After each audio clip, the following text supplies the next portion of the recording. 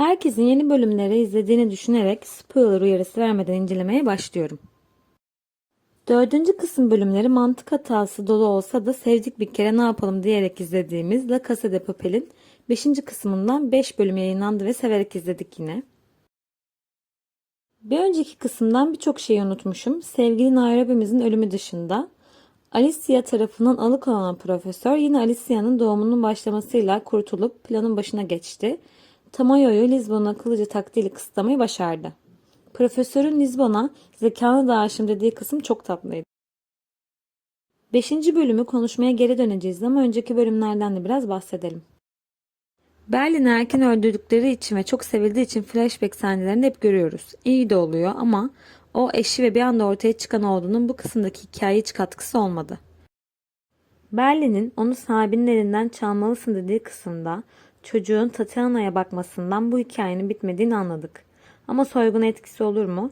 Yoksa Berlin'i diğer sezonda görmeye devam edelim diye yazılan bambaşka bir hikaye mi olacak? İzleyip göreceğiz.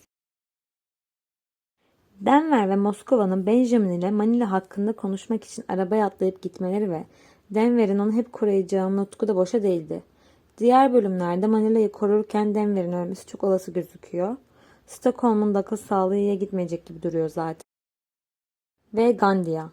Adamdan gerçekten nefret ediyorum. Oyuncuyu tebrik etmek lazım. Son bölümü konuşmaya geri dönelim istiyorum.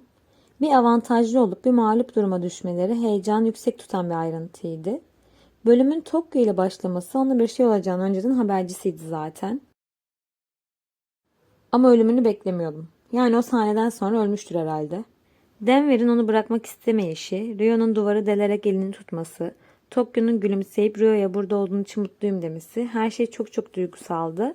Bir iki damla gözyaşı dökmem bunu kanıtlıyor. 3 Aralık'ta yeni bölümler gelecek. Bakalım bu savaşta daha hangi karakterlerimizi kaybedeceğiz. Kanalıma abone olarak bana destek verirseniz çok sevinirim.